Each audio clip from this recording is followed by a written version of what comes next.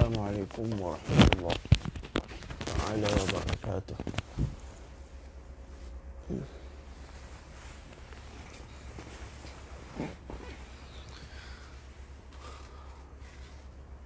Alhamdulillah yang dah masuk. Alhamdulillah, cuba komen.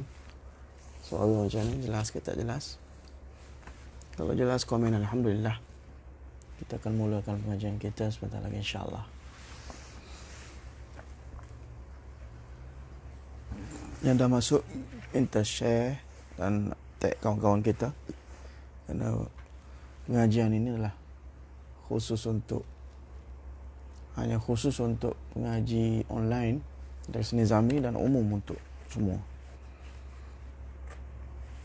So, pengajian kita adalah umum dan khusus mutlak. Ya. Jadi jangan kita kedekut ilmu, sebarkan kepada orang lain juga supaya mereka juga dapat sedikit maklumat ilmu tentang pengajian hadis insya-Allah.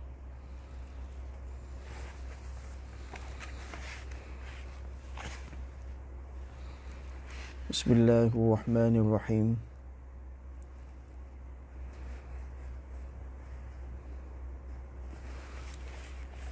Alhamdulillahirabbil alamin. Wassalatu wassalamu ala asyrafil anbiya'i wal mursalin wa ala alihi wa sahbihi ajma'in. Jadi hari ini insya-Allah kita akan masuk pada tanbihat muka surat 23 maaf. Hari ini kita mulakan pada muka surat 23. Saya ingat yang tak ada kitab telah pun di scan ya, Tuan Fahim. Sampai muka surat berapa dah scan hari itu?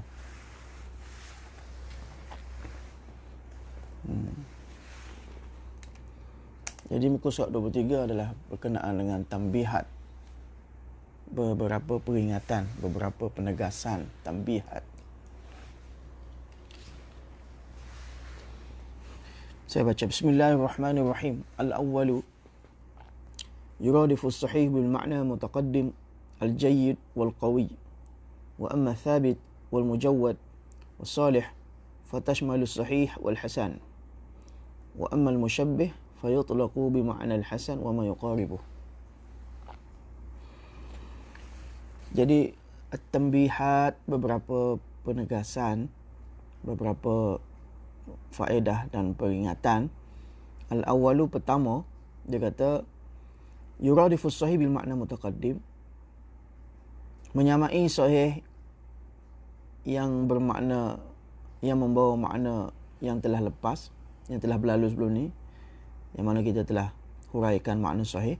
Dia kata kalau sahih dengan makna yang telah kita belajar lepas, maka menyamai makna sahih itu dengan istilah yang lain, yakni istilah jayyid dan juga al-qawi. Jadi kalau dalam hadis tuan-tuan jumpa hadis jayyid, hadis qawi, itu bermakna juga adalah hadis sahih. Seperti mana Imam Baihaqi selalunya, ulama menyebut berkenaan dengan Imam Baihaqi, wa naqala al-Baihaqi bi sanadin jayyidin, selalunya telah menukilkan Imam Baihaqi dengan sanad yang jayyid, maknanya sanad yang sahih. Jadi perkataan jayyid dan qawi juga membawa makna yang sama dengan makna yang sahih, yakni hadis sahih yang kita belajar sebelum ini, yang perlu ada 5 syarat. 3 syarat wujudi, 2 syarat adami. 3 syarat apa? Pertama, perawi mestilah adil. Yang kedua, sanad mestilah muttasil. Yang ketiga, perawi mestilah dhabit yang sempurna, dhabit tam. Yang keempat, mestilah hadis tidak syuzuz, dan mestilah hadis tidak berlaku sebarang ilal, kecacatan. Jadi kalau kita jumpa dalam kitab-kitab hadis, ulama tulis haza hadisun jayyid ataupun haza hadisul qawi, ianya membawa makna haza hadisun sahihun. Wa amma thabitu wal mujawwad was salih. Adapun 3 istilah lagi. Satu disebut sabit, yang kedua mujawwad, dan yang ketiga salih. Fatashmalus sahih wal hasan. Maka bila sebut 3 istilah ni, ianya merangkumi makna hadis sahih dan juga hadis hasan. Maknanya dia ishtirak, berkongsi di situ dengan makna hadis sahih dan hadis hasan. Maknanya bila kita jumpa dalam mana-mana kita hadis disebut hadza hadisus sabit ataupun hadza hadisul mujawwad ataupun hadza hadisus salih. Istilah soleh ni selalunya digunakan oleh Imam Abu Daud dalam kitab beliau. Hadza hadisus salih. Hadis soleh di sisi Imam Daud itu hadis sahih lah. As-salih maknanya as-salih lil ihtijaj. Sahih yakni soleh lil ihtijaj maknanya sahih untuk dijadikan hujjah. Jadi kalau kita jumpa tiga istilah ni sabit, mujawwad dan soleh, maka ianya merangkumi bukan hadis sahih saja, ia juga merangkumi hadis sahih dan juga hadis hasan. Satu lagi istilah wa ammal musyabbih fayutlaqu bi ma'nal hasan wa ma yuqaribuh. Adapun satu lagi istilah disebut musyabbih. Istilah musyabbih maka ianya diitlakkan. Dia diitlakkan dengan makna hasan sahaja. Wa ma yuqaribuh dan yang semakna ataupun mendekati makna hasan. Kalau sebut musyabbih kita faham hadza hadisul musyabbih, kita faham bahawa ini adalah hadza hadisul hasan. Dia tak jadi hadza hadisul sahih tak. Boleh faham ya setakat tu? Siapa faham boleh komen fahim tu. Siapa faham boleh komen fahim tu. Al-thani, peringatan yang kedua, tafawutu maratibis sahihi bihasabi tafawutil awsaf al-muqtadiyyati lis-sihhati isnadan wa matanan. Dia kata yang kedua, tafawutu maratibis sahih, berbeza tingkatan hadis sahih ni, dia ada perbezaan. Tafawut maknanya berbeza. Perbezaan. Berbeza darjah-darjah hadis sahih ni berdasarkan apa? Bihasbi tafawutil awsaf, berdasarkan berbezanya sifat-sifat yang menuntut bagi hadis sahih tersebut isnadan wa matnan. Sama ada sifat-sifat tadi terkandung dalam sanad ataupun sifat yang terkandung dalam matan. Jadi hadis sahih pun dia ada beza dia. Dia ada bukan beza, dia ada tingkatan perbezaan dia, ada tingkatan dia. Hadis sahih pun ada tingkatan. Ada yang paling sahih, ada yang kurang sikit darjah dia, ada yang kurang, ada kurang sikit. Seperti mana kita belajar sebelum ni, hadis sahih itu ada dua, hadis sahih li zatihi, hadis sahih li ghairihi. Hadis sahih li zati adalah hadis sahih yang paling awsah, paling tinggi darjah kedudukannya, dan bawah padanya adalah hadis sahih li ghairihi. Hadis sahih li ghairihi. Kenapa ada perbezaan? Kenapa? Kerana tafawut fil awsaf, kerana berbezanya sifat-sifat seorang perawi itu. Contoh yang menuntut kepada kesahihan hadis, sifat perawi. Contoh kita belajar sebelum ini, sifat perawi untuk menjadikan satu hadis itu hadis sahih perlu ada 5 kan. Pertama, perawi itu adil, siqah. Yang kedua, sanad muttasil, bersambungan. Yang ketiga, contohnya perawi itu dhabit. Jadi kalau satu orang perawi itu dhabit dia tidak sempurna, dhabit dia kurang sikit, dia punya darjah hafalan dia maka kurang, maka akan turunlah hadis yang sama itu akan turun kepada darjah hasan, darjah hasan li zatihi. Begitu juga hadis sahih ni, disebabkan kualiti perawi itu berbeza dari segi siqahnya, dari segi dhabitnya, dari segi hal-hal yang lain kan. Maka disebabkan itulah berbezalah tingkatan hadis sahih tersebut. Itu dia nak bagi tahu, baik isnadan, baik dalam sanad, baik juga dalam matan. Baik berlaku dalam sanad, baik berlaku dalam matan. Itu maksud isnadan wa matanan. Jadi tambihat yang kedua, tafawutu maratibis sahih, berbeza tingkatan-tingkatan hadis sahih itu bihasabi tafawutil awsaf, berdasarkan berbezanya sifat-sifat al-muqtadiyyati yang menuntut lis sahih bagi hadis sahih isnadan wa matnan, secara matan maupun secara sanad. Okey, di antara hadis-hadis sahih tadi dia ada yang tengok muka surat 24.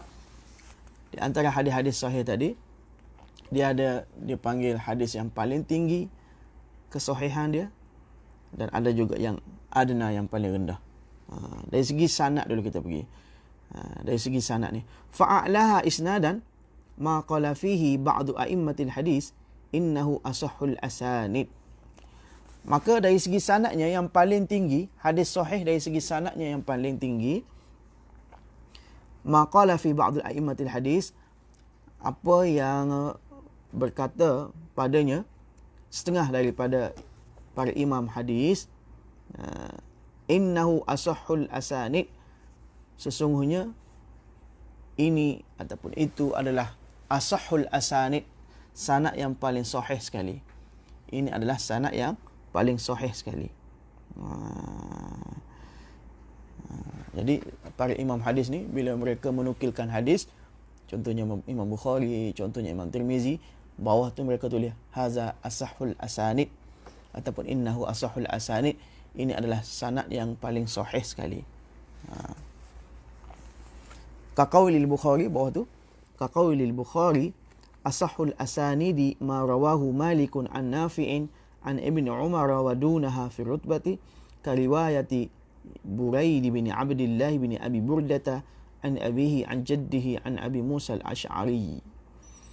Asahul asanid tadi, sanad yang paling sahih sekali, seperti mana berkatanya Imam Bukhari, asahul asanid, sanad yang paling sahih, ma rawahu Malik, apa yang meriwayatkannya oleh Imam Malik, beliau an Nafi', daripada Nafi', dan beliau daripada Ibnu Umar.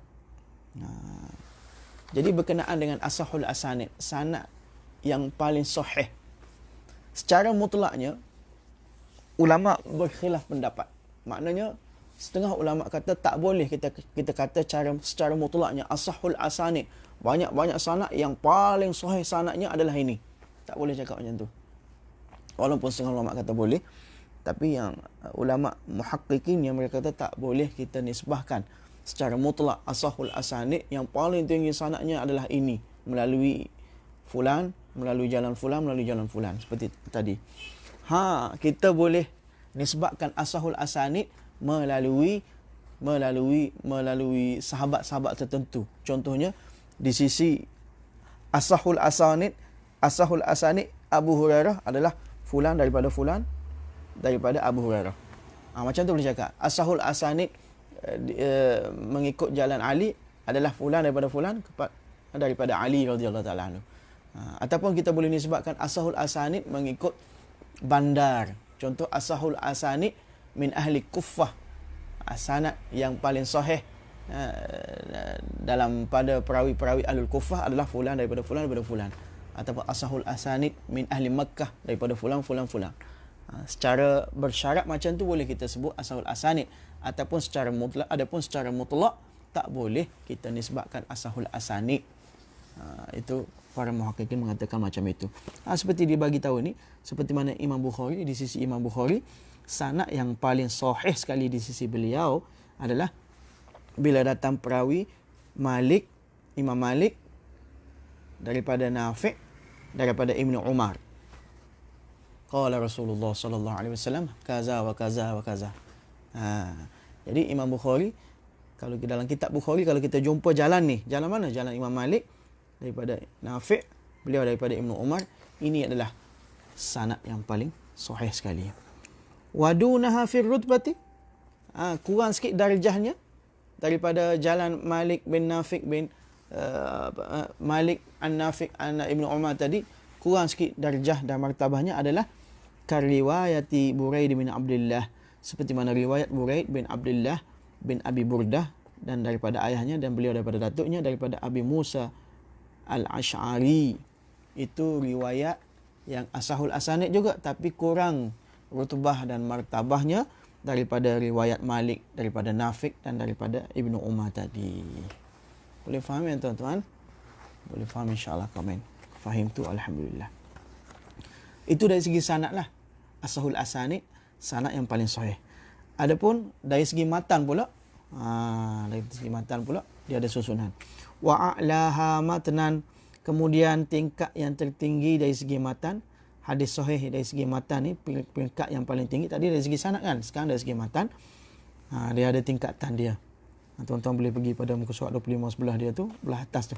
Dia dah susun level-level dia. Kan? Pertama apa? Mattafaqa alaihi al-Bukhari wa Muslim.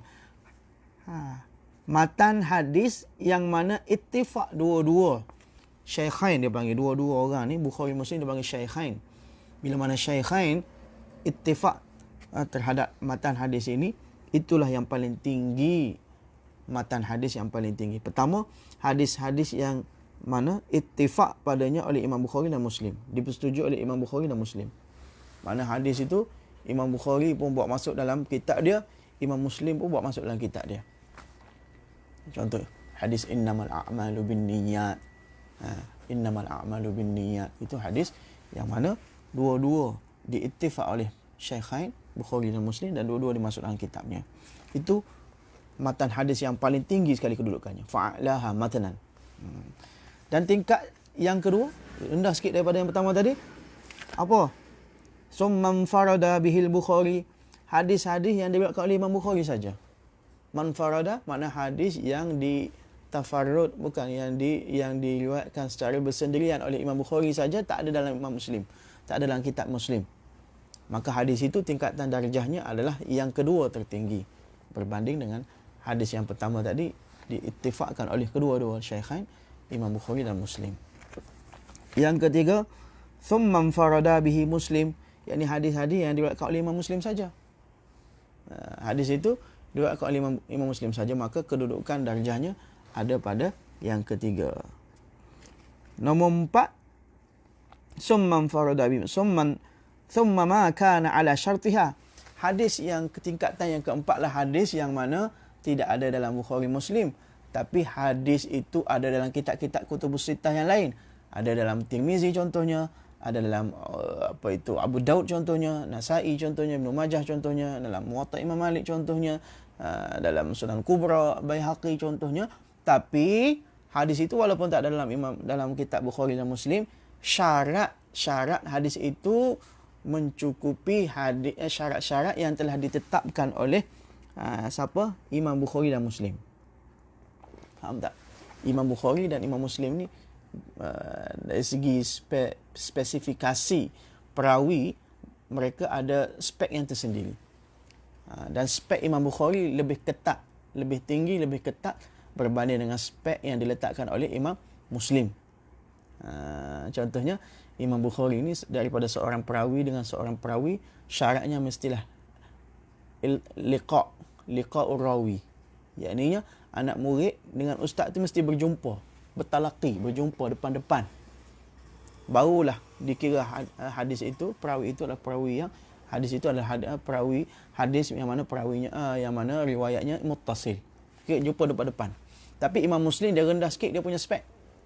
Spek Imam Muslim cukuplah perawi di antara perawi dengan perawi yang lain, ataupun di antara anak murid dengan syekh itu, orang ambil hadis kita anak murid lah, tapi tak semestinya umur lebih rendah daripada tok guru kan. Kita bahasakan seperti anak murid ambil hadis daripada syekh itu, yakni seorang perawi dengan seorang perawi yang dia ambil hadis daripadanya mestilah muasirah, iaitu hidup dalam satu zaman dah cukup lah. Maknanya kalau kita cek tarikh lahir dia dengan tarikh mati dia satu zaman dengan tok guru dia, dengan orang yang dia ambil hadis pada itu, dipanggil muasarah. Di sisi Imam Muslim itu sudah mencukupi. Jadi spek Imam Muslim agak longgar sedikit berbanding Imam Bukhari. Jadi ketingkatan yang keempat ni, kalau hadis-hadis itu tidak ada dalam Bukhari, tidak ada dalam Muslim, ada dalam kitab kutubus sittah yang lain, tapi syarat mereka menepati syarat yang diletakkan oleh Imam Muslim dan Imam Bukhari dan Imam Muslim, maka itu darjah yang keempat. Faham ya tuan-tuan? Kemudian darjah yang kelima, summa ma kana ala syartil Bukhari. Dan tingkatan yang kelima, hadis tadi walaupun tidak ada dalam Bukhari Muslim, tapi hadis-hadis ada dalam kitab kutubus sittah yang lain, tapi menepati hadis tadi menepati syarat yang diletakkan oleh Imam Bukhari. Dia rendah sikit daripada syarat yang diletakkan oleh Imam Bukhari dan Muslim bergabung. Itu tingkatan nombor 5. Summa ma kana ala syarti Muslim, dan barulah nombor 6, hadis-hadis yang berada dalam kutubus sittah yang lain tadi, dia menepati syarat yang diletakkan oleh Imam Muslim, yakni muasarah, ada satu zaman.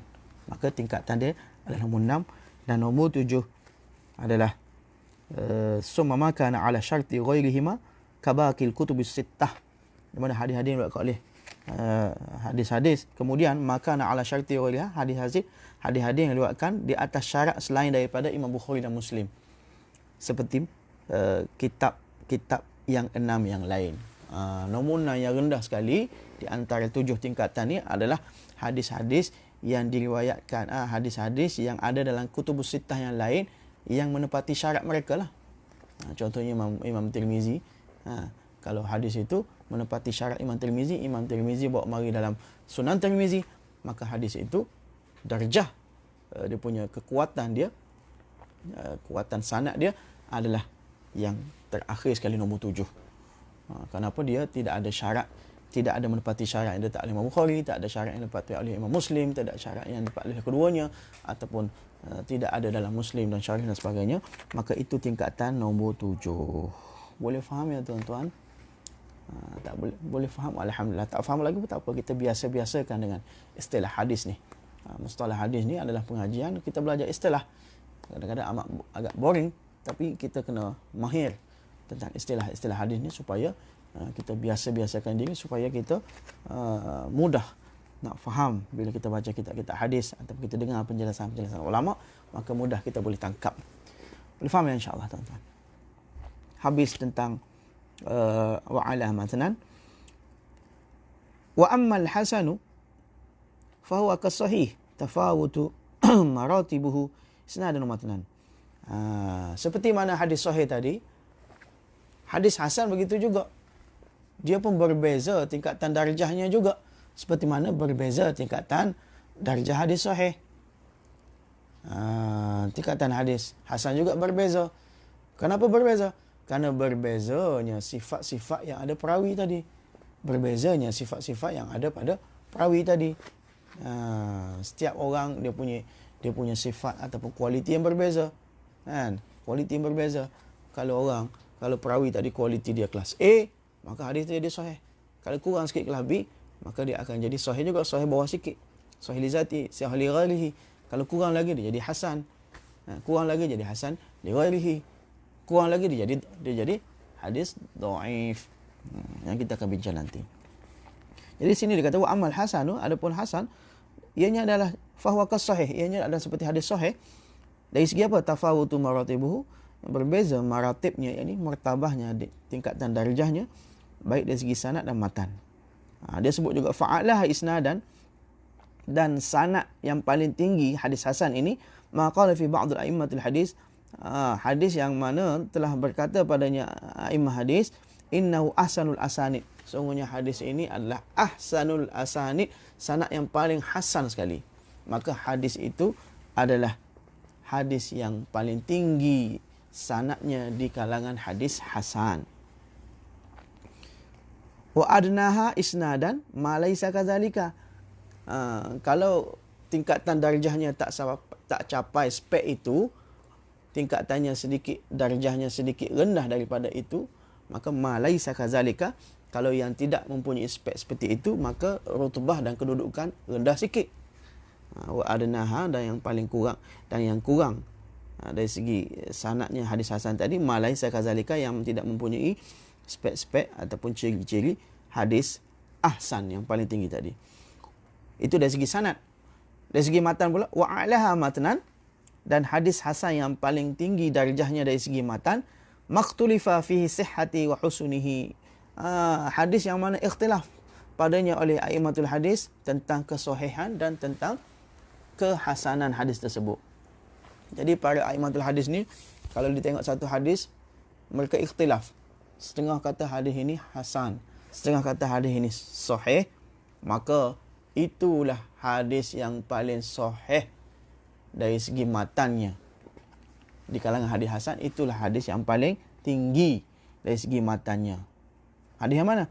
Hadis yang berkhilaf imam-imam hadis tentang kesahihan hadis itu, berkisar di antara hadis ini sahih ataupun hasan.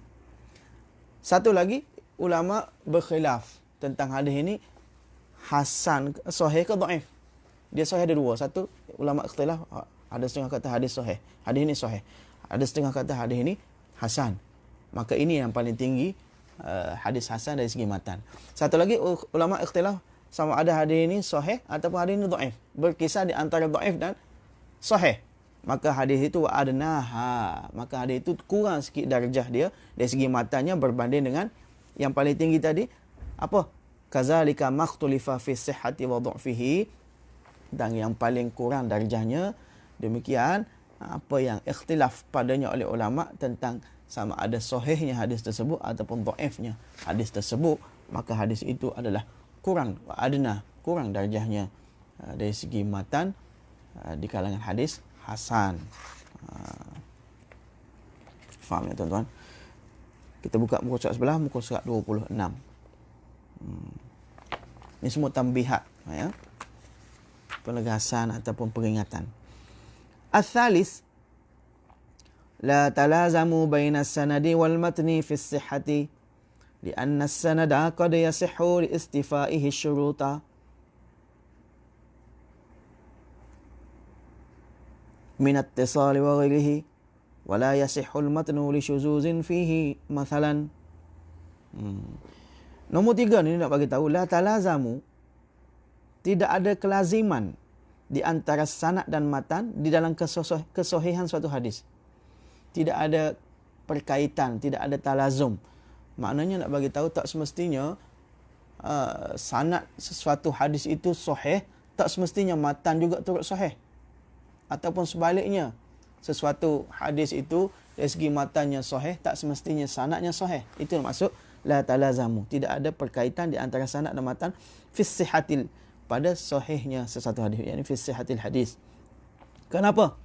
Wajah dan sebab dia bagi tahu, li'anna sanada qad yasihhu li istifai syurut. Kenapa sanad ini nak bagi tahu dia sahih ke tak sahih adalah bergantung pada apa? Kadang-kadang sanad itu yasihhu, kadang-kadang. Kenapa? Sesungguhnya kadang-kadang sanad itu sahih. Sanad itu sahih. Kenapa? Li istifai syurut. Kenapa? Mencukupi syarat-syaratnya. Kenapa bila sanad itu kita nak cam dia sahih tak sahih, tengok kepada syarat dia. Contohnya ittisalus sanad. Kalau sanad itu bersambung di antara perawi dengan perawi yang lain, maka sanad itu dah cukup satu syarat, maka dia dah kira sahih. Jadi midar ataupun neraca sanad itu sahih tak sahih, tengok kepada apa? Tengok kepada cukup syarat dia tak cukup.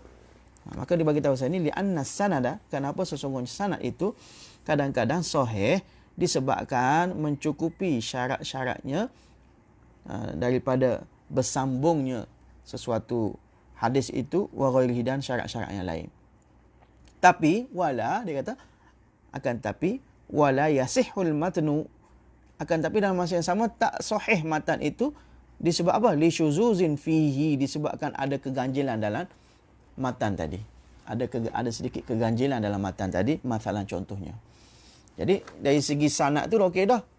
Daripada siapa? Daripada Malik, daripada Nafi', daripada Ibnu Umar. Tengok dah sahih dah. Sanad jalan tarik dia. Akan tapi bila cek-cek matan ada sedikit syaz, sedikit keganjilan. Macam tak pernah dengar, ada macam pelik sikit. Kan? Maka itulah maksudnya nak bagi tahu tidak ada kelaziman, la talazuma. La talazuma. Tidak ada kelaziman di antara sanad dan matan. Kadang-kadang sanad sahih tapi matan tak sahih. Begitu juga waqad la yasihus sanad liqafdihi ba'd syurut. Begitu juga kadang-kadang tidak sahih sanad itu. Kenapa tak sahih? Liqafdihi ba'd syurut, disebabkan luputnya sesetengah syarat. Contohnya ittisal tadi tak bersambung, maka luputnya syaratnya hadis sahih. Jadi sanad itu tak betul. Sanad tak sahih. Tapi wa yasihul matnu min tariqin akhar, akan tapi dilihatkan pada matannya, walaupun sanad tak sahih tapi matannya sahih. Contoh apa? Sahih disebabkan apa? Min tariqin akhar. Bila kita lihat daripada jalan yang lain, tengok pada jalan yang lain, matan itu sahih. Itulah maksudnya nak bagi tahu. Kadang-kadang sanad tak sahih, matan sahih. Kadang-kadang kadang-kadang sanad sahih, matan tak sahih. Kadang-kadang sanad tak sahih, matan sahih bila dilihat pada jalan yang lain. Itu nak bagi tahu. Wa kadzalika la talazuma bainas sanadi wal matan fil hasan. Jadi seperti mana tidak ada kaitan, tidak ada talazum di antara sanad dan matan pada hadis sahih, demikian juga tidak ada talazum, tidak ada perkaitan di antara hadis hasan, di antara sanad dan matan pada hadis hasan juga. Kenapa? Li'anna ahaduhuma qad yahsunu dunal akhar.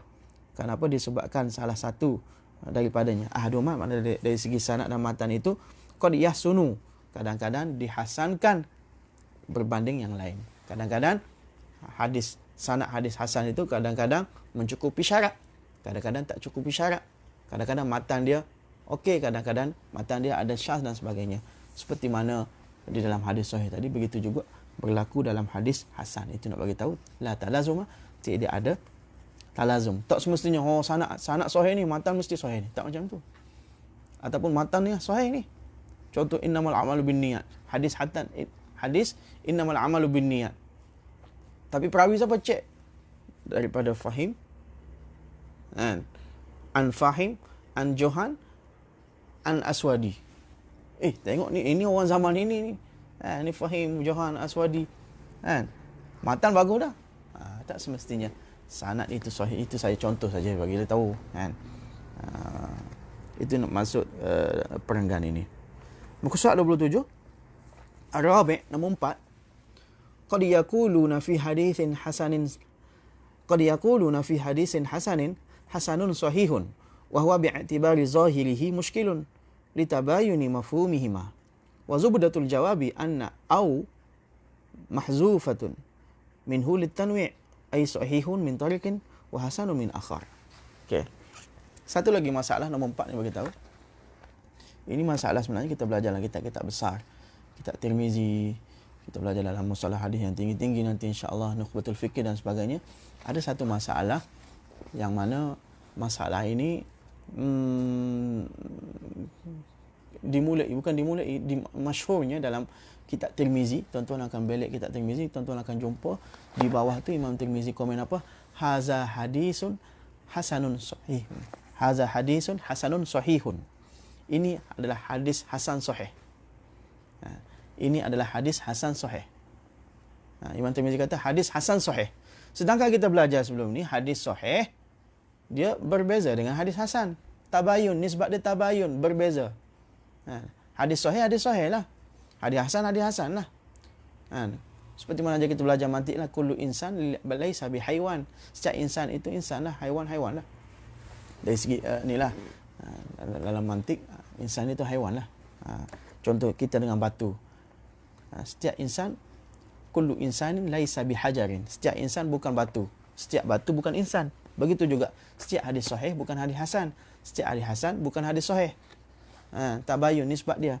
Kenapa kita belajar sebelum ni hadis sahih mesti ada 5 syarat. Pertama apa?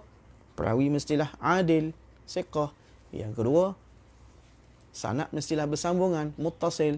Yang ketiga, perawi mestilah dhabit, yang sempurna, tamah. Yang keempat, hadis itu mestilah tidak ada syaz, keganjilan. Dan yang kelima, hadis mesti tidak ada illah, kecederaan dan kerosakan. Okey, itu hadis sahih. Tapi mana-mana syarat ini luput, setengahnya luput. Satu daripada syarat ini luput. Contohnya bab dhabit tadi, perawi tadi dia dhabit, tapi bukan dhabit tam, bukan dhabit sempurna. Dia adalah dhabit secara khifah, dhabit yang ringan saja. Hafalan dia kurang sikit, spek tak capai, maka hadis tadi akan turun darjahnya menjadi hadis hasan. Jadi hasan li zatihi. Jadi bila turun, dia tak jadi sahih dah, dia jadi hasan. Itu kita belajar kan. Jadi kedua mafhumnya adalah berbeza. Hadis hasan itu hasan, hadis sahih itu sahih. Kemudian bagaimana Imam Tirmizi tiba-tiba bawa mari kata hadis hasan sahih. Hadis ini sahih lagi hasan. Tak betul lah. Seperti mana kita kata orangnya fulan itu manusia lagi batu. Boleh cakap macam tu? Manusia dan batu tak boleh. Itu maksudnya. Jadi apa jawapannya? Tengok Ar-Rabi' nombor 4. Qad yaquluna fi hadithin. Kadang-kadang terdapat pada hadis hasan disebut hadis hasanun sahih. Kadang-kadang terdapat pada hadis yang berstatus hasan disebut hadis hasan sahih. Wa huwa bi'tibari zahirihi, dan ianya berdasarkan zahirnya, sekali nampak sekaligus kita nampak secara zahirnya muskilun. Agak muskil lah, susah lah bagi kita baru-baru nak belajar hadis ni. Kenapa susah? Litabayuni mafhumihima. Kenapa? Disebabkan berbezanya mafhum kedua-duanya. Tabayun maknanya berbeza. Kan? Mafhum kedua-duanya berbeza. Mafhum hadis sahih berbeza, mafhum hadis hasan berbeza. Seperti mana mafhum insan itu berbeza, mafhum hajar, batu itu berbeza. Kan? Jadi agak pening, muskil. Maka dia kata wazubdatul jawabi, dan jawapan yang terbaik anna au mahzufatun minhu. Au mahzufatun minhu litanwi. Dia kata jawapan yang terbaik nak bagi. Dia banyak jawapan. Iskal ini dibahas oleh ulama tentang persoalan yang saya timbulkan tadi. Kemudian ulama menjawab berpuluh-puluh jawapan. Ibnu Hajar bagi jawapan lain. Ibnu Salah bagi jawapan lain. Kemudian ulama-ulama lain bagi jawapan yang lain. Imam Tirmizi sendiri ada jawapan yang tersendiri. Kan? Tapi satu saja dia bagi tahu sini. Jawapan yang terbaik sekali. Dia kata anna au mahzufatun huna. Maknanya ada au, huruf au. Au itu atau. Ada huruf au atau mahzufatun yang mana mahzuf dihazafkan, disembunyikan di situ. Minhu litanwi, untuk satu faedah tanwi. Tanwi untuk dipelbagai. Maknanya hadis hasanun sahihun sebenarnya adalah haza hadisun hasanun au sahihun. Ini adalah hadis hasan ataupun hadis sahih. Itu maksud dia. Au di situ telah dimahzufkan, telah dibuang. Kenapa telah dibuang? Litanwi, untuk pelbagai. Maknanya dia bagi tahu ai, yakni sahihun min tariqin wa hasanun min akhar. Maknanya hadis ini sahih dari satu jalan, dan dari satu jalan yang lain hadis ini hasan. Faham tak tuan-tuan? Maknanya hadis ini, contoh saya ambil hadis hadis yang kita belajar sebelum ini, lau an asyqa ala ummati la amartuhum bis-siwak inda kulli solah. Kalaulah tidak kerana menyusahkan umat aku, nescaya aku suruh umat aku bersugi gigi setiap kali sembahyang. Jadi sanad ini ada dua. Sanad hadis ini ada dua. Ada melalui jalan satu orang itu, jalan A'rash. Sanad hadis ini sahih. Melalui jalan siapa lagi? Ada contoh Ibnu Umar ke siapa, jalan satu lagi dia adalah hasan contohnya. Jadi dikata hadis ini, bila Imam Tirmizi kata hadis ini hasan sahih, maknanya beriktibarkan menurut satu jalan hadis ini adalah hasan, menurut jalan yang lain hadis ini adalah sahih. Sebab itulah Imam Tirmizi kata hadis hasanun sahih, maknanya hadis hasan atau sahih. Makna hasan menurut jalan yang lain atau sahih menurut jalan yang lain. Faham tak tuan? Itu salah jawapan yang terbaik lah. Walaupun banyak lagi jawapan ulama, tak perlu kita bincang sini, buat pening tuan-tuan saja. Ibnu Hajar jawab lain pula. Dia kata kalau jadi macam ni, Ibnu Hajar kata tengok dulu hadis ini ada satu sanad saja ke ataupun ada banyak sanad. Kalau satu sanad, au di sini maknanya taraddud, maknanya perawi aimah hadis, yakni imam hadis mereka ada syak. Kalau satu sanad saja mereka syak. Kalau nak tengok kepada perawi ini, hadis ini sahih, ataupun tengok perawi ini hadis ini hasan. Kan? Mereka syak terhadap satu perawi tadi, disebabkan syak tadilah dia bubuh au. Hadis ini sama ada sahih ataupun hasan.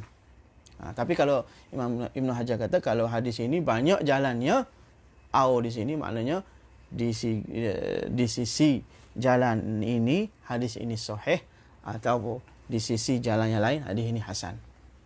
Dan banyak lagi jawapan yang diberi oleh ulama. Habis itu Al-Khamis, boleh faham ya insyaAllah tuan-tuan. Al-Khamis, nombor 5, ziyadatul rawi sahihi wal hasani maqbulatun illam tunafi riwayat man lam yazid fa in nafat uhtija litarjih fa in kana li ahdihima murajjihun u'tubira wa kana al-akharu syazan. Baik, nombor 5 ni nak bagi tahu, kadang-kadang seorang perawi ni dia menukilkan hadis, kemudian dalam matan hadis tersebut ada sedikit penambahan. Contoh saya bagi tahu tuan-tuan. Contoh hadis lepas mayang. Kita baca apa? Hadis ada sebut kita baca khususnya lepas maghrib dan subuh, kita baca apa? Allahumma ajirna minan nar, Allahumma antas salam wa minkas salam wa ilaika ya'udus salam. Cakap 3 tu saja. Tiba-tiba mari perawi lain, dia tambah Allahumma antas salam wa minkas salam wa alayka ya salam fahayyina rabbana bisalam wa adkhil jannata darussalam tabarakta rabbana wa ta'ala itazal jalal wal ikram. Saya bagi contoh ni kan. Walaupun penambahan ini bukannya datang daripada perawi mana-mana pun, tapi saya nak bagi sedikit contoh pada tuan-tuan. Jadi kadang-kadang seorang perawi ni dia bawa mari ziyadah, dia panggil dalam istilah hadis. Ziyadah ini penambahan sebenarnya boleh berlaku dalam sanad, juga boleh berlaku dalam matan. Kita bagi contoh dalam matan ni ada penambahan. Apa kita nak buat? Dia kata. Maka dia kata penambahan seorang perawi yang sahih, perawi hadis sahih dan hasan ini makbulah. Ziyadatul rawi sahih wal hasani makbulatun, diterima. Penambahan itu diterima ketika mana? Illam tunafi riwayat man lam yazid, sekiranya tidak menafikan riwayat perawi-perawi yang tidak mendatangkan penambahan. Sekiranya seorang perawi dia bawa mari hadis, ada ziyadah, ada penambahan, tapi penambahan itu tidak bercanggah pun dengan perawi-perawi yang tak mendatangkan, dia tidak bawa ziyadah, tidak membawa penambahan, tidak ada percanggahan, maka makbulah, diterima. Penambahan yang dibawa mari yang baru itu diterima. Kenapa? Tidak ada percanggahan. Tapi fa in nafat, sekiranya ada percanggahan, ada kontradik, kita kena buat ujian dulu, ujian perbandingan. Kena buat ujian perbandingan dua-dua perawi ni. Untuk apa? Untuk mencapai litarjih, untuk kita buat ujian perbandingan, untuk kita cari kata sepakat lah, untuk mencari tarjih lah, mana yang paling kuat di antara dua orang perawi ni. Satu perawi yang bawa penambahan, satu perawi yang tak bawa penambahan. Dua-dua ni siapa yang paling kuat? Fa in kana li ahdihima murajjihun, kalaulah dua-dua perawi ni keluar satunya murajjih, yang paling kuat, yang paling tarjih. Contohnya perawi yang bawa mari penambahan, fahayyina rabbana bisalam wa adkhil jannata darussalam tabarakta rabbana ta'ala jalal wal ikram tadi, perawi ini lebih kuat, lebih siqah, lebih dipercayai berbanding dengan perawi yang tidak menambah tadi, maka kita ambil pendapat dia lah. Kita ambil pendapat dia lah, murajjih u'tubira, murajjihun u'tubira, fa in kana li ahdihima murajjihun u'tubira, maka diterima. Yang paling rajih tadi, diterima. Wa kana al-akharu syazan, dan perawi yang kedua tadi, yang marjuh tadi, maka itu dikira syaz. Ataupun sebaliknya, kalaulah perawi yang bawa mari penambahan tadi, kita ukur dengan perawi yang tak tambah tadi, dia kurang sikit sekoh dia kurang sikit kekuatan dia berbanding dengan perawi tak tambah, maka kita ambil perawi yang tak tambah. Perawi yang tambah tadi kita tolak perkataannya. Tolak perkataannya. Persoalannya di sini, fahayyina rabbana bisalam wa adkhil jannata, siapa bawa mari? Adakah dia termasuk dalam perawi siqah?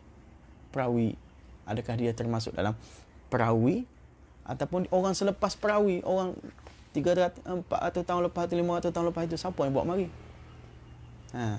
Tuan-tuan kena cek sendirilah. Tengok, tuan-tuan cek sendiri. Tapi menjadi amalan kita. Tapi salah satu jawapan yang saya boleh bagi, itu wirid-wirid selepas sembahyang itu, dia termasuk dalam bab doa. Jadi dalam bab doa ni, dia punya wus'ah dia adalah lebih berbanding dalam bab lain. Dalam bab doa ni, begitu juga bab selawat ni, dia ada wus'ah, keluasan. Dia ada keluasan. Dia boleh ditambah lah dalam bab doa ni, berbanding dalam bab-bab lain. Dalam bab hukum lah, apatah lagi, tak boleh nak tambah-tambah. Tapi dalam bab doa ini, dia ada wus'ah sedikit. Jadi sebab itulah agaknya ianya menjadi apa, rutin bacaan kita, penambahan ini, fahayyina rabbana bisalam wa adkhil jannata darussalam, walaupun dalam hadis hanya setakat apa? Setakat Allahumma antas salam wa minkas salam tabarakta rabbana wa ta'ala zal jalal wal ikram sahaja.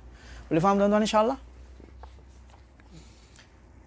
Itu habis nombor 5. Dan nombor yang terakhir, as-sadis, nombor 6, kullu hadithin sahihin aw hasanin fa innahu yuhtajju bihi. Setiap hadis yang sahih dan hasan sesungguhnya ianya boleh digunakan sebagai hujjah ataupun dalil. Setiap hadis hasan dan ataupun hadis sahih boleh digunakan sebagai hujjah. Boleh digunakan sebagai hujjah dalam ahkam, boleh digunakan sebagai hujjah dalam tafsir, boleh digunakan sebagai hujjah di dalam furu'ul aqidah. Furu'ul aqidah boleh. Hadis sahih sudah tentulah.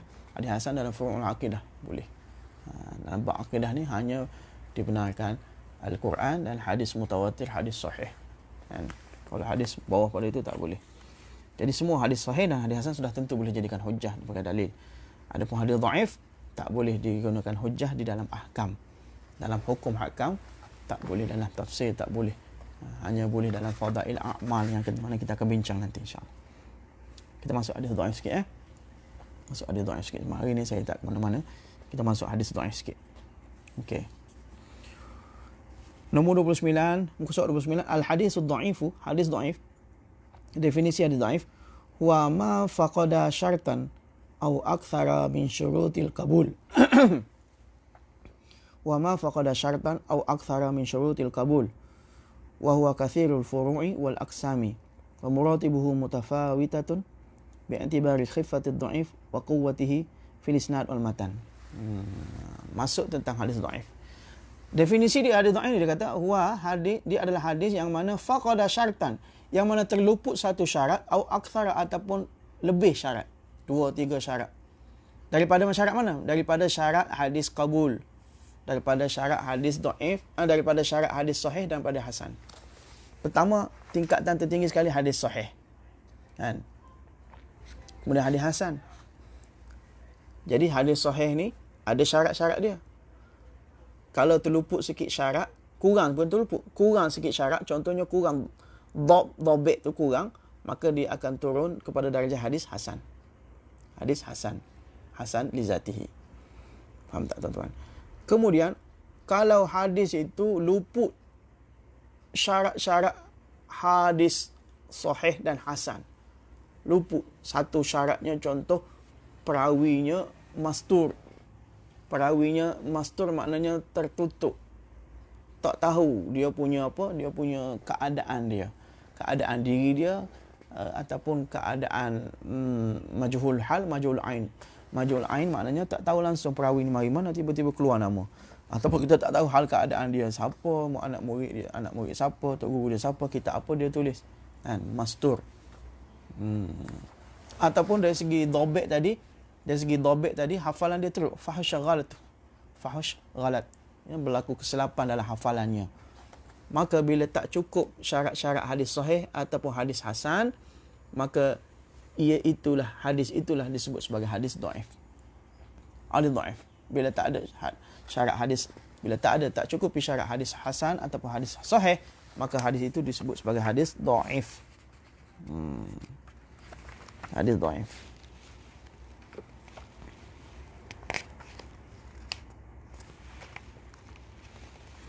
Wa ma faqada, dia adalah hadis yang mana terluput satu syarat, sama ada satu syarat saja, bab dhabit itu saja.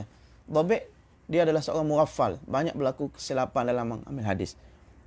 Ataupun muttasil tadi, bersambungan, mastur, dia tersembunyi, dia punya hal keadaan diri dia.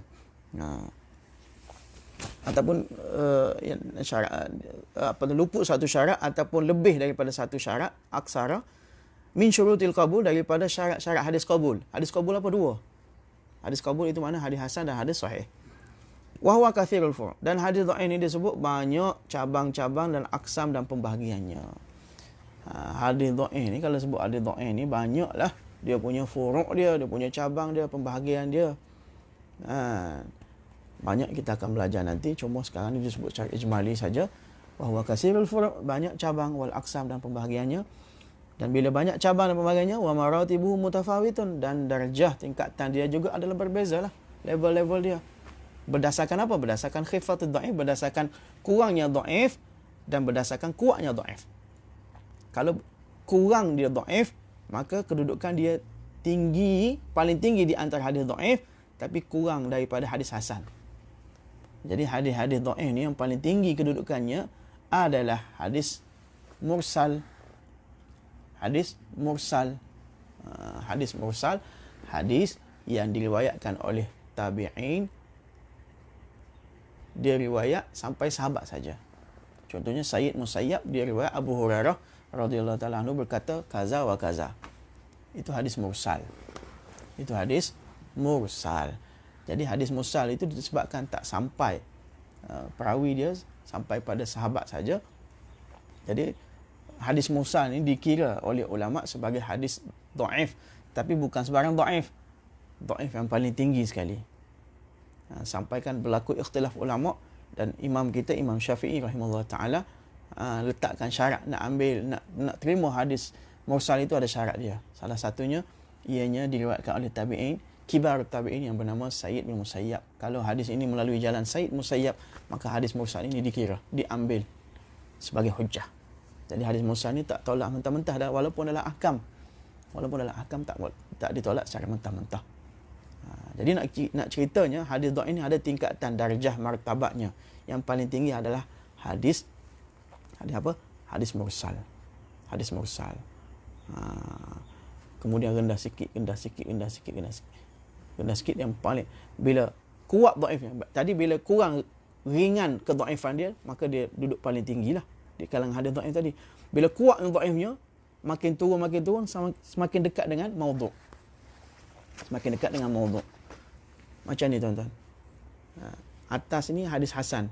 Atas sekali sahih, hasan. Kemudian pergi dhaif. Dhaif tu ada martabah dia. Akhir sekali adalah hadis matruk. Hadis yang ditinggalkan ataupun matruh, dilemparkan. Dan bawah itu adalah hadis maudhu' dah. Maudhu' tu tak masuk hadis dah sebenarnya. Jadi dia ada tingkatan dia. Yang paling tinggi mursal, yang paling rendah adalah matruk ataupun matruh. Berdasarkan kepada khifahnya dhaif tadi, ringannya dhaif tadi ataupun kuatnya dhaif tadi. Kalau khifah, ringannya kedhaifan tadi, dia akan naik darjah dia. Kalau kuat kedhaifan dia, dia akan turun menghampiri dengan hadis maudhu', dekat-dekat hadis maudhu', tapi bukan hadis maudhu' lagi. Dia masih hadis lagi. Cuma disebabkan perawi saja tadi, disebabkan hafalan ataupun disebabkan keadaan diri dia, disebabkan perangai dia ataupun sebagainya. Dan yang tak menepati hadis sahih, maka dia turun darjah dia sampailah hadis itu disebut sebagai matruk dan sebagainya. Boleh faham insya-Allah tuan-tuan. Maka dia kata wa muratibu mutafawitatun, dan martabahnya, kedudukan tingkatan darjahnya juga adalah berbeza berdasarkan khifatul dhaif. Neraca nak tengok mana? Berdasarkan neraca dia adalah berdasarkan ringannya dhaif tadi ataupun kuatnya kedhaifan tadi pada sanad dan juga pada matan. Kalau ringannya dhaif, maka tingkatannya lebih tinggi. Kalau kuatnya dhaif, tingkatannya lebih rendah, menghampiri hadis maudhu'. Jadi banyak cabang dan furu'. Ada kata hadis dhaif ini pecahan dia sampai 80 hadis dhaif. 80 tuan-tuan. Ada hadis mursal, ada hadis matruh, ada hadis matruh, ada hadis mun'anana, ada hadis mudallis. Macam-macam istilah sampai 80. Ada kata 46 saja pembahagian, ikhtilaf ulama. Itu dia. Tinggal lagi hukum mengamalkan hadis dhaif. Ini terakhir kita baca. Hukum, apakah hukum mengamalkan hadis dhaif? Wa hukmuhu annahu yu'malu bima lam yashtadda dha'fuhu bisyarti an yandarija tahta aslin ma'mulin bih wa an ya'taqida 'inda al-'amali bihi al-ihtiyat. Apakah hukum mengamalkan hadis dhaif? Sebenarnya hukum mengamalkan hadis dhaif ada 3 pendapat. Satu pendapat jumhur, satu pendapat ulama lain, satu pendapat ulama lain. 3 pendapat. Pendapat pertama kata ditolak secara mutlak. Hadis dhaif tak boleh pakai sama ada di dalam ini contohnya ulama yang bernama Ibn Arabi dan juga Qadhi Iyas, dinisbatkan kepada Qadhi Iyas, mengatakan bahawa hadis dhaif ini ditolak secara mutlak, sama ada dalam fadail amal ke, dalam ahkam ke, dalam akidah ke, ditolak, tak boleh pakai langsung. Setengah kata boleh pakai terus, dinisbatkan pada Imam Abu Hanifah. Imam Abu Hanifah kata boleh pakai semua hadis dhaif, dinisbatkan pada beliau. Dan satu lagi, di sisi jumhur, hadis dhaif ini yu'malu fil fadail a'mal, boleh diamalkan dalam fadail a'mal sebagai satu platform untuk merangsangkan kita untuk beramal.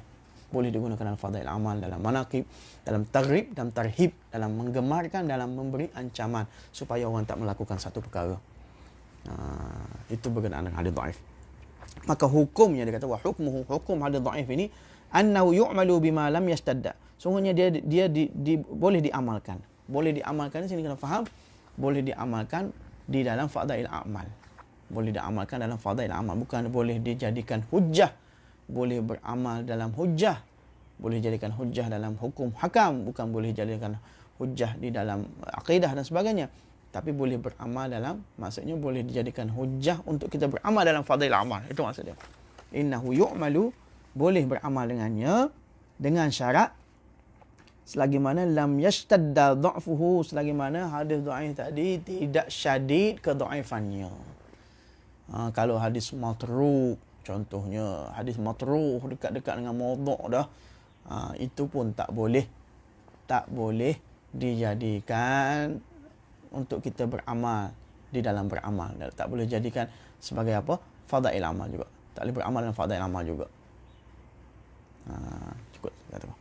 Kemudian itu syarat pertama, lam yastadda dha'fu, tidak terlalu dhaif, bukannya hadis dhaif, hadis wahi dia panggil, hadis wahi, hadis dhaif sangat. Dhaif jiddan, dhaif yang bersangatan dhaif. Lam yashtad dha'fu bi syarti. Syarat pertama, seolah-olah syarat pertama tu lam yashtad dha'fu, tidak syadid kedhaifannya. Yang kedua, bi syarti ayyan darajatah ta'asli ma'mulin bihi, bersyaratkan bahawa ianya termasuk di bawah asal pengamalan yang umum. Asal pengamalan yang umum. Di sini cuma apa? Termasuk dalam kandungan hadis lain yang sudah dapat dipegangi untuk diamalkan. Syarat yang kedua ni macam ni tuan-tuan, mudah je. Kita nak beramal, kita nak jadikan hadis dhaif itu sebagai hujjah kita beramal dalam fadail amal. Syarat yang kedua, mestilah hadis dhaif tadi walaupun berkisar tentang fadail amal, mestilah dia berada di bawah apa? Ayyan darajatah ta'asli, dia berada di bawah asal yang umum. Maknanya macam ni. Contohnya kita ada hadis ada hadis pasal tahajud, contoh kan. Ada hadis fadilah amal pasal tahajud. Contohnya saya bagi contoh berkenaan dengan tahajud. Contoh, barang siapa bangun tahajud, maka mukanya akan bercahaya, mukanya akan lekat dengan muka-muka wajah-wajah orang yang soleh, akan terang cahaya dalam kubur. Itu fadilah amal kan. Fadilah amal itu perlulah berada di bawah asli yang am. Maknanya sebelum ini sudah ada perkara yang berkaitan, perintah yang berkaitan dengan solat tahajud itu baik dalam Al-Quran ataupun melalui hadis yang sahih. Barulah kita boleh pakai fadilah amal berkenaan dengan hadis tersebut. Jadi kalau kita lihat berkenaan dengan tahajud ini bukan datang daripada hadis sahih lagi, malah ia datang daripada Al-Quran sendiri. Allah Taala sebut wa minal laili fatahajjad bihi. Hendaklah kamu bertahajud sebahagian daripada malam. Jadi dia ada apa? Dia ada dalil daripada Al-Quran sendiri. Maka bila mari hadis-hadis walaupun dhaif, ia berkaitan dengan fadail amal, ianya berada di bawah tahtu asli am, itu dia panggil. Itu maksudnya syarat yang kedua. Tak bolehlah kalau mari hadis, contohnya cerita tentang fadilat apa? Cerita tentang fadilat Fadilat semayang, macam amalan orang setengah-setengah amalan orang kampung kan, semayang teman mayat. Dia kata bila aku mati nanti kamu semayangkan aku 2 rakaat, supaya 2 rakaat kamu tadi ada teman, boleh jadi teman aku dalam kubur. Contoh saya bagi contoh. Tiba-tiba kita cek dalam Al-Quran, dalam hadis pun tak ada yang Nabi kata semayanglah bila seorang jenazah itu meninggal, hendaklah kamu semayang. Hendaklah kamu semayang. Jadi hadis berkenaan dengan ada call tadi. Jadi hadis berkenaan dengan tu, fadilah amal tentang teman mayat tu tak boleh lah. Contohnya, kenapa dia tidak berada di bawah aslul am. Itu syarat yang kedua. Syarat yang ketiga, wa ya'taqida 'inda al-'amali bihi al-ihtiyat. Bahawasanya kita tidak beriktikad ketika kita mengamalkan hadis dhaif tadi, walaupun dalam fadilah amal, bahawa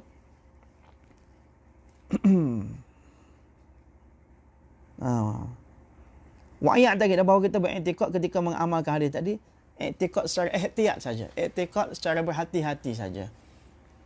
Maknanya kita tak boleh iktikad secara jazam, secara putus bahawa ianya hadis yang kita amal ini ianya datang 100% daripada Nabi sallallahu alaihi wasallam.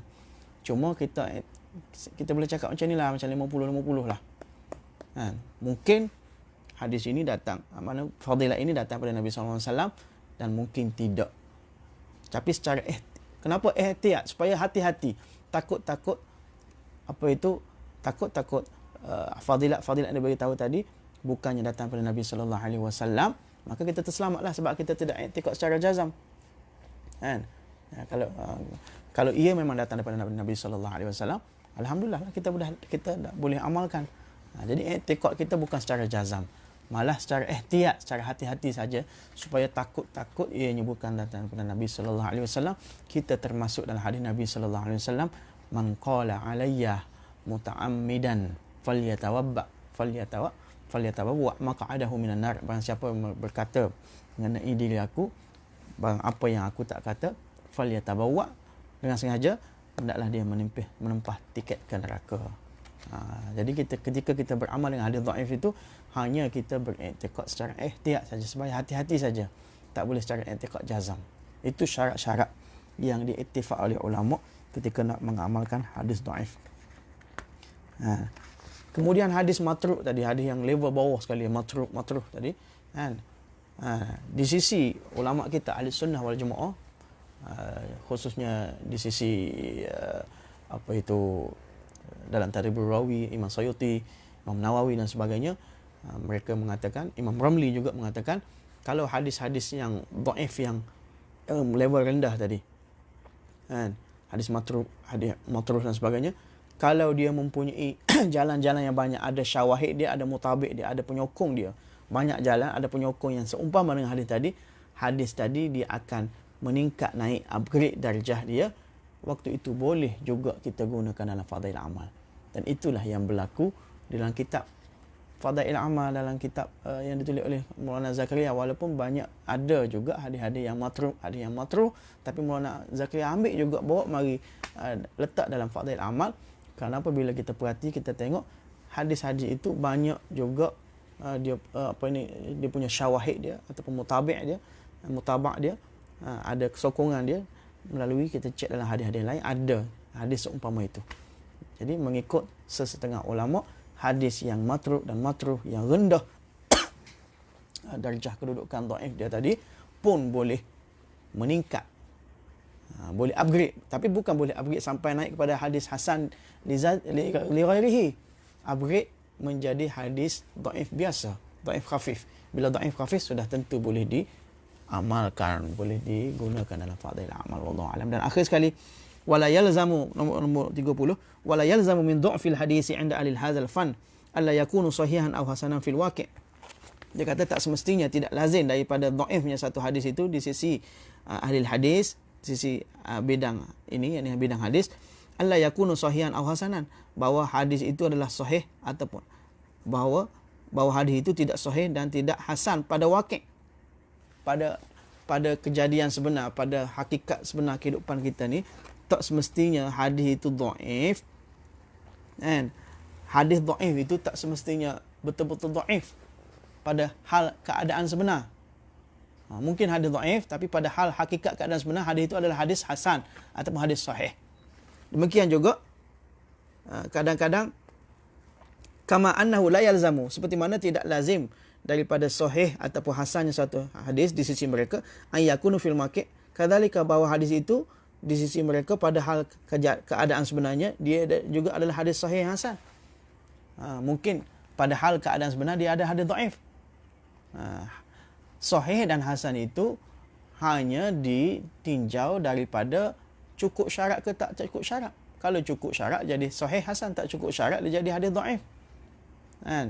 Kemudian Itu di sisi ahlul hadis saja. Tapi pada wakil yang sebenar, kita tak tahu lagi. Mungkin hadis sahih atau hasan adalah hadis dhaif. Ataupun mungkin juga hadis dhaif yang kita letak dia sebagai dhaif. Tapi hal kejadian yang sebenar, pada wakilnya dia adalah hadis hasan dan sahih. Kenapa? Li jawazil khata' wan nisyan. Disebabkan boleh saja harus terjadi khata', kesilapan, wan nisyan, dan kelupaan, alal adli wasidqi, di atas seorang perawi yang adil dan perawi yang benar, siqah, ala ghairihi, berbanding di atas yang lain. Faham tak tuan-tuan? Hadis sahih, hasan ataupun dhaif itu, suatu hadis itu bila cukup 5 syarat diletakkan hadis sahih, kurang sikit syarat diletak hasan. Itu berdasarkan spek yang diletakkan oleh ulama hadis saja. Tapi kadang-kadang boleh saja berlaku hadis itu sahih hasan, tapi hal kejadian hakikat sebenar dia adalah hadis dhaif. Ataupun sebaliknya, hadis itu diletakkan dhaif, dihukum dhaif oleh ulama, tapi bila kejadian yang hakikat sebenar dia adalah hadis hasan ataupun sahih. Kenapa? Li jawazil khata' wa nisyan. Disebabkan boleh saja berlaku seorang perawi yang siqah tak semestinya selalu siqah. Kadang-kadang berlaku kesilapan juga. Walaupun dia seorang siqah, hafalan kuat, kadang-kadang dia hafal, Nabi sebut lain, dia sebut lain. Boleh jadi macam tu. Ataupun seorang perawi yang dhaif, kadang-kadang dia tak semestinya selalu dhaif. Hatta seorang perawi yang kazib, seorang penipu pun tidak selamanya menipu. Faham tak tuan-tuan? Seorang penipu pun tidak selamanya menipu. Kadang-kadang si penipu juga cakap benar. Kadang-kadang si cakap benar juga, kadang-kadang tersilap, terlupa. Disebabkan ihtimalat. Disebabkan kemungkinan-kemungkinan inilah ulama hanya letak ini bukan hanya sekadar kaedah hazal fan, kaedah bidang hadis ini, yakni kaedah ataupun zabtah yang telah ditetapkan oleh ulama-ulama hadis untuk menentukan satu hadis itu sahih ataupun hasan ataupun dhaif saja. Tapi pada hakikat sebenarnya mungkin boleh jadi sebaliknya, disebabkan seorang perawi itu sifat-sifat dia itu boleh saja berlaku khata' wa nisyan. Wallahu ta'ala a'lam. Kita baca sekali lagi dia punya ni, wala yalzamu min dha'fil hadis, tidak lazim daripada dhaifnya satu hadis itu di sisi ahli hazal fan, di sisi ahli bidang ini, yakni bidang hadis, alla yakuna sahihan, bahawa hadis itu tak sahih ataupun tidak hasan fil waqi', pada waqi', pada hakikat kejadian sebenar. Kama annahu la yalzamu, seperti mana tidak lazimnya daripada sahih dan hasan satu hadis indahun sisi mereka, ay yakuna fil waqi', bahawa berlakunya pada waqi' itu dia adalah hadis dhaif. Kadzalika li jawazil, kenapa? Disebabkan harusnya berlaku khata', kesilapan, wa nisyan, dan lupa di atas seorang perawi yang adil dan sidq di atas yang lainnya. Wallahu ta'ala a'lam. InsyaAllah kita dah habis sampai muka surat 30.